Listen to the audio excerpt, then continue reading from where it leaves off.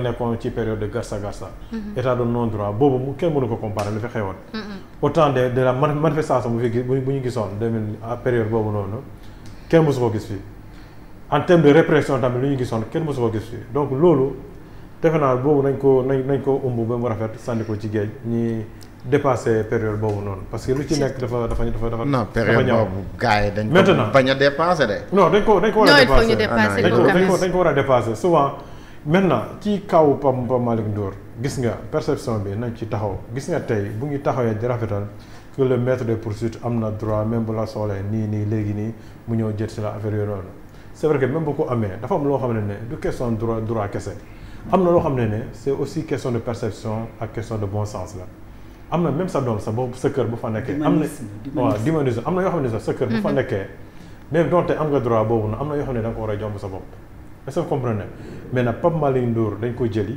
ma je pense que mënoon nañ ko jox convocation moo ici ñi bañoon ko accueillir de cette façon même si le procureur am na droit boobu ñëw accueillir ko mais je pense que tey ak justice bi tey fu mu toll le niveau de critique vis-à-vis de l'institution judiciaire dafa toll à niveau boo xam ne dafa jéggi dayoo que ça soit ñi nekk au pouvoir la marche de la justice dañ koy critiquer que ça soit ñi nekk du côté de l'opposition tamit ñoom dañuy critiquer justice bi ni muy ndoxee léegi boo demee ba justice bi toll foofu à la croisée de chemin am na yenn ni il faut que mu ciy jël de la hauteur ay nit yoo xam ne su fekkee ne même si am na ay rapports yoo xam ne c'est établi qui collabore que ñoom seen am na ay malversation yoo xam ne def nañ ko mais kooku boo koy entendre le mieux c'est nga jox ko convocation mu wuy si mais bu wuy si peut-être di nga ko déglu s'il y a matière à inculper nga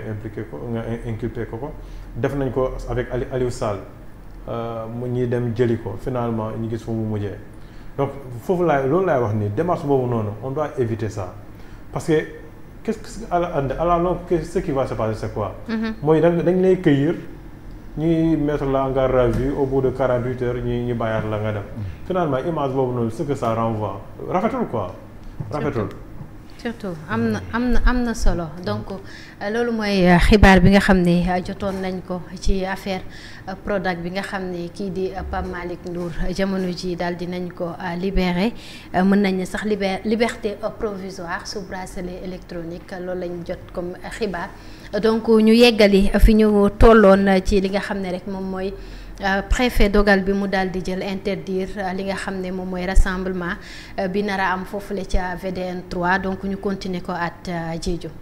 ñetti yëf laa ci wax.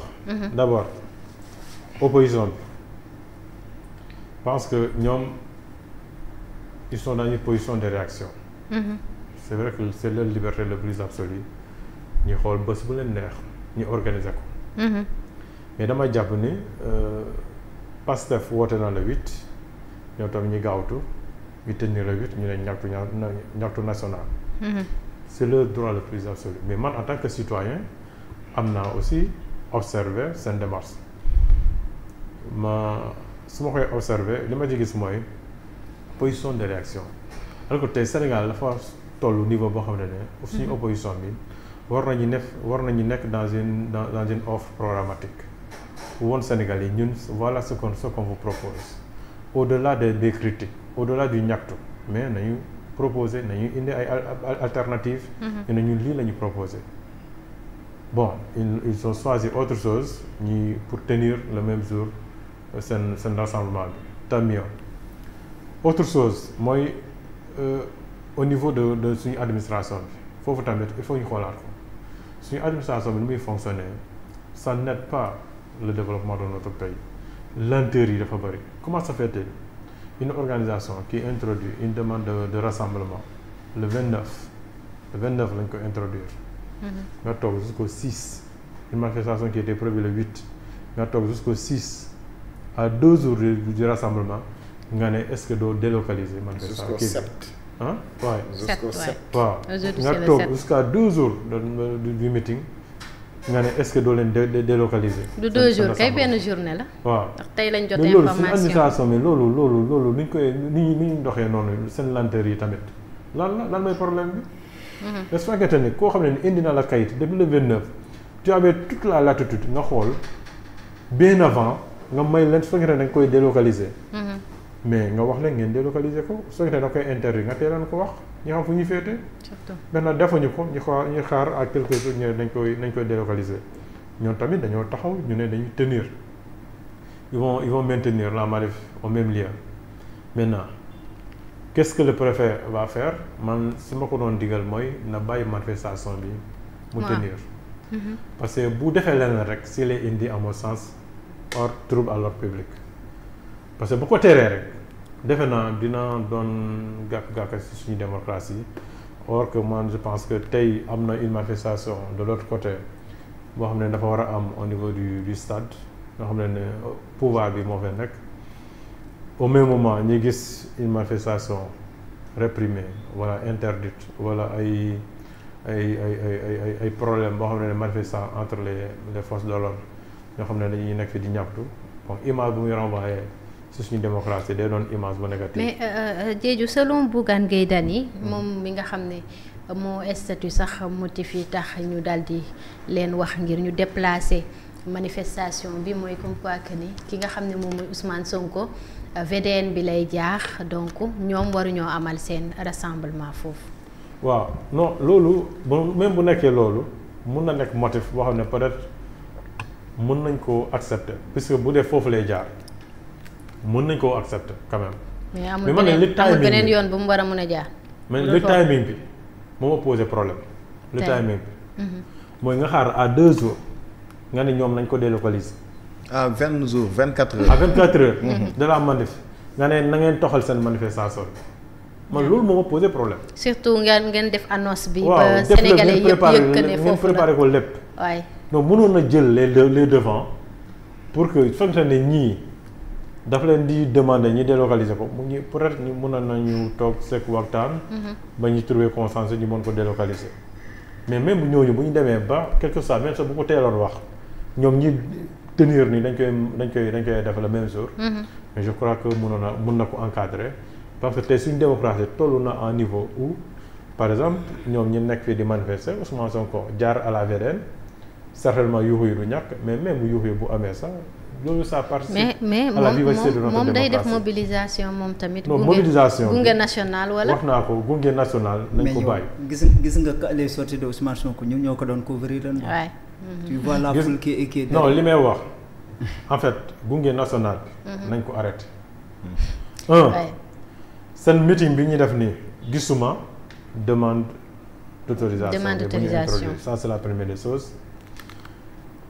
deuxième chose meeting bu war a tenir par exemple le 8 pratiquement ils ont pris 3 jours disons 4 jours. une semaine ñu occuper les lieux xaw ma ci ban autorisation la ban préfet moo leen ko autorisé.